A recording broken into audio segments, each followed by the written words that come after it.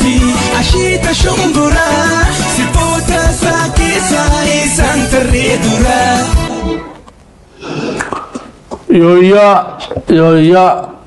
يويا أماس يويا المانا يا بكجير تمرتو نجيني كيني كواقع كورمو مادا كون رامد سنادكو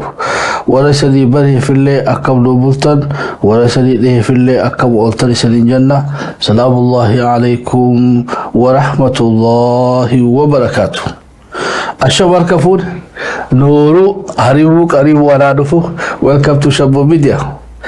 إيجا قيالس جمعة مبارك سنجنا هم دخيسانو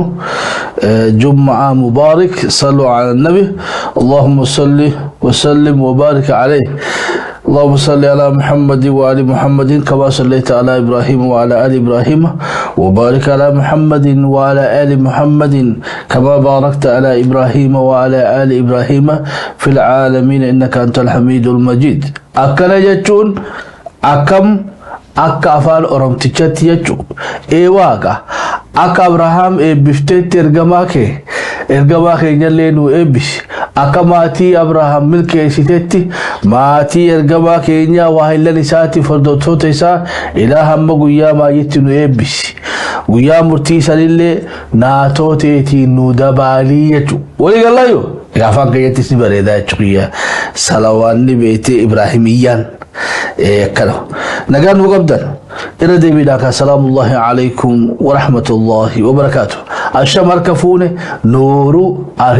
قريبو أرادفو welcome to Shabbo Media إسانين جن ويا الراكو نكا كيسانية تشوكي ويا بيتي يادا كيسانو كنتن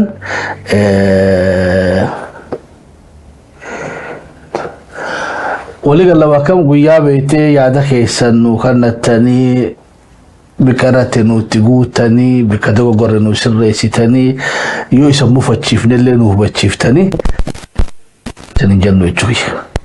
شبيا جابتي الى بيبو سبلا اودا سافو اكروت لي غوا غداك ابو دامبلو يجوي غدلي لليسو كرافوكا اسني بنا لاينا بلنا يادا خيسا كنتن سندرا مو واتو توكو سيادة تشيسو بربانا وري تيكيتا بربادان وري أوبري في تاكسي أوفتان اسمي بليسا إبراهيم الرا تيكيتا ركاتشو انديسان في آمان نور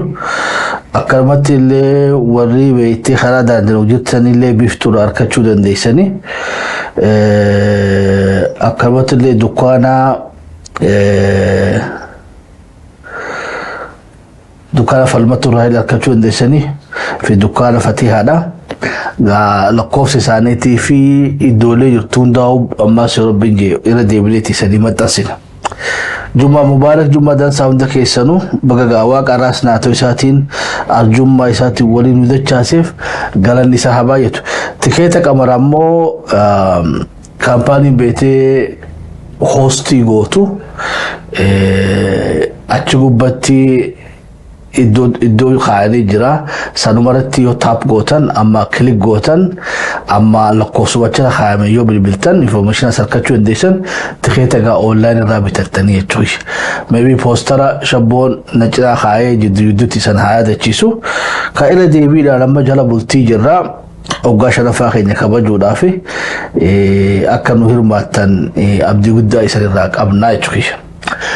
waaqa qomateenya nu bal'isi waan dubbannu nu miidhagsii marii teenya nu eebbisi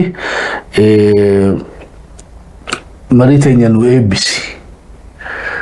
walii galaayo akkamatti illee beektee kaatimaa teenya rabbi nu haa tolchu warra beektee karaa dhugaa qabatee irra sabatee galaa guduunfatee fuula isaa dhaqu rabbi nu haa godhu jechuudha warra gaafiillee isaan eeggattu qabrii keessatti illee deebisaa laatu nu haa godhu jechuudha fatanaan maayyita mu'minaa sanii jechuudha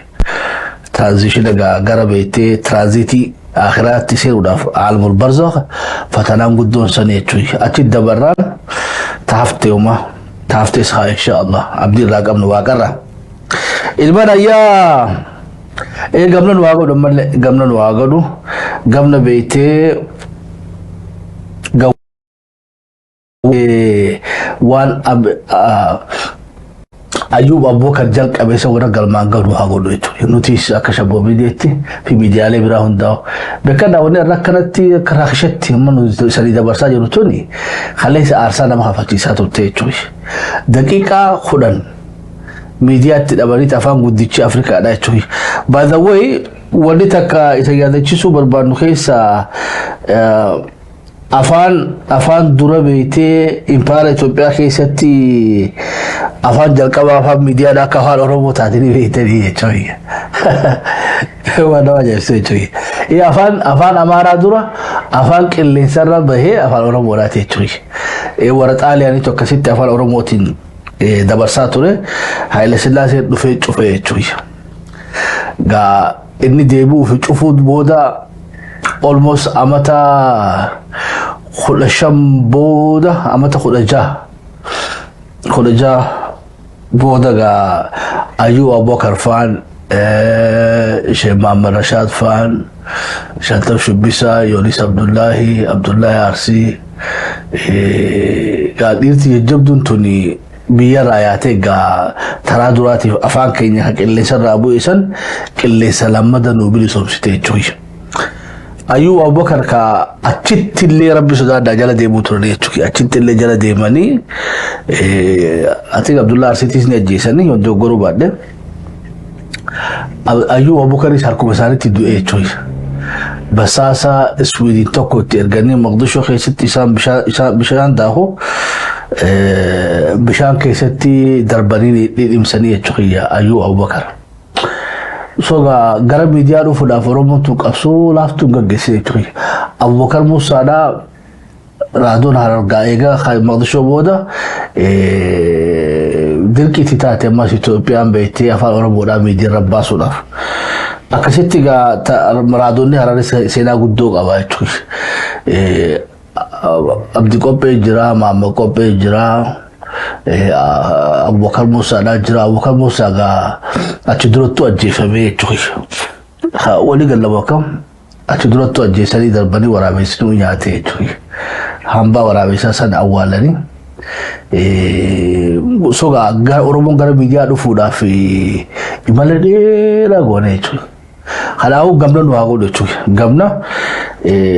لالوني غافا ساني وان حقا كي ديكا خدشان Salwa tibete ga mali sanhima debu jabdu kabani fechoy I don't know umman Oromo da debu media da behe mombanen gafi obden de sechoy khun ififu khitaba toko PhD da ra khatawu denya choy Oromo media barbadusar arkate arkanne at least wani beete galaton fachu qabnu kaysa arab media nijra ammo akka sabab miliyon torbatam tajaajiluu danda'utti namoota taaphataa jira kana ol deemamuu ni danda'ama waan yes of course potential hedduu jira jechuudha akkasumatti gaatti fufaa warri beetee miidiyaa harkeessatti maqoota dhadhagaa turre jira jechuudha Abdullah Haji faa Badri Musa faa ابن عبد الله بس ألفي عبد الله يسبوا دانتين بيخو يتشوي يسبوا دانتين بيخو سو يسافا جرا يتشوي أكاسوتي قاعد تفوفني ديمني قا إلى صدركا ناينتوال ميدي ماس تلفزيون رتبانه سبوا داو قا ساتلايت رباني قرا أو يمينين غاشبو ميديا سيتي جرا يتشوي مالف حاجة الراسو فينه ورا دور سقافله قود خاور بانيتي يتشوي ورا دور سقافله قود خاور بانيتي قبل نواقول قبل بيته ورا إنسان درسله قود خايف في غلطون فرته إرابرته والرأي قبل سريله ميديا قوتة واقع ينواقول إنسان اللي بيته جوا بيتي قمنا سناول أما اللي بيتي قمنا شراف الشري تبو beetee qaamni adda addaadhaa miidiyaalee Oromoodhaatti laaffisaa jiran tanallee warra ofirraa hubate Rabbiin waa godhu irra deebiidhaan baga nagaan dhuftan isaniin jenna toftee isaan kayya shabboo miidiyaa ammayyaa shabboorraa akkanumatti illee himamees shabboo miidiyaanis gaammee gaggaloodhaati walii galaayu egaa hammana wanni lafa kaa'an nu barbaachiseef ibsan akka fakkaatti. Garagaa sagantaa keenyatti seenachuudhaaf laayina isanii bannaa 6 takka 4 duwwaa 2 6 duwwaa 6 2 4 8 shabboon isanii amaxxansu gaafii sadii onaa deebiftan hedduu nu gammachiisa jechuudha. Tokkoffaa hagam takka eega shabboo miidiyaa hordofuu jiraatan. Shabboo miidiyaa eega hordofuu jalqabdan hammam takka tahee shabboo miidiyaa hordofuudhaanoo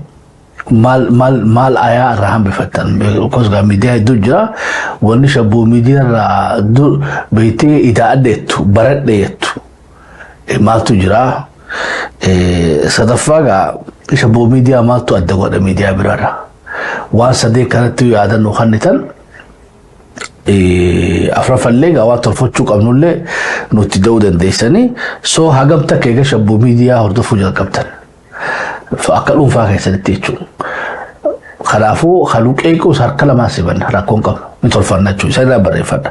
warra luqeequs dhibbarraa dhibbatti isa warra akkasiitii akkana mirga qabdan yoo tolchines bakka tolchines illee nu ibsu yoo dadhabina qabaannes bakka san nu tilmaamu san hundaa tolfanna guyyaan keessatti jechuudha.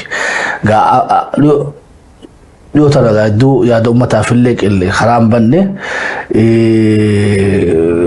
Juun 29 illee ballama keenya hin raaffatina Juun 29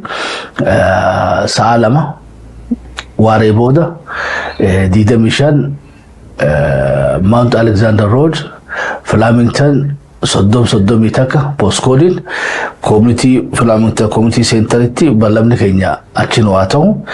gaa guyyaa jahaffallee Juulaay 6tti immoo konsertii guddaadhaa jira mootii Shaggooyyadhaa gaa Austraaliyaa akka dhufu abdii guddaa qabna shaanxaa isaanii gugguutatanii qophaa'aa jiranii jechuudha. Namoonni gariillee waliinuu dhufuun isaanii ni mala jechuudha. Abalutti illee ammaaf dubbachuu barbaannullee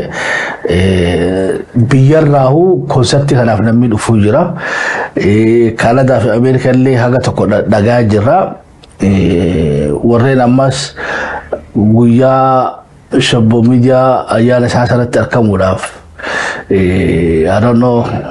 khara North America irraa fi Europe irraa illee namoonni ballama nu seenanii jiranii waa hundaafuu gaa uummanni Austraaliyaadhaa keessummaa jajjabduu sadiitu harkaa isanii qaba takka boruu yoo rabbi jee leencoo ofirraa hobbaasa dhaqaa konsertii sanatti argamaa isanii jenna artistiin tokko bakka fadhii haa dhaabbatu nu ammoo bira haa dhaabbannu tugaa yoo bal'ifnee yaadne jechuudha. Artiin ta'u uummata Oromoodhaati. Ilaalchi siyaasaadhaa waan dhufaadhaati. Sana akkasitti abira kun diidamii sagaliigaa uummanni Oromoodhaa biyya keessaa fi biyya alatti illee waan beektee isanirraa eeganii jira jechuudha. So guyyaa kanallee laalchisee Oromoo Meelboornitti maal nu dhaamta warra Austraaliyaatti isan maal nu dhaamtanii jechuudha. Ibarga amaanaa nuti hannu qabdan akkamitti isan gargaaraa warri biyyaa warri nu jettan tokko isaniifuu isan wal gargaara lammaffaa beektee yoo miidiyaa kana jaalattan taate haga miidiyaa kana jaalattan warra Austraaliyaatti nu hima.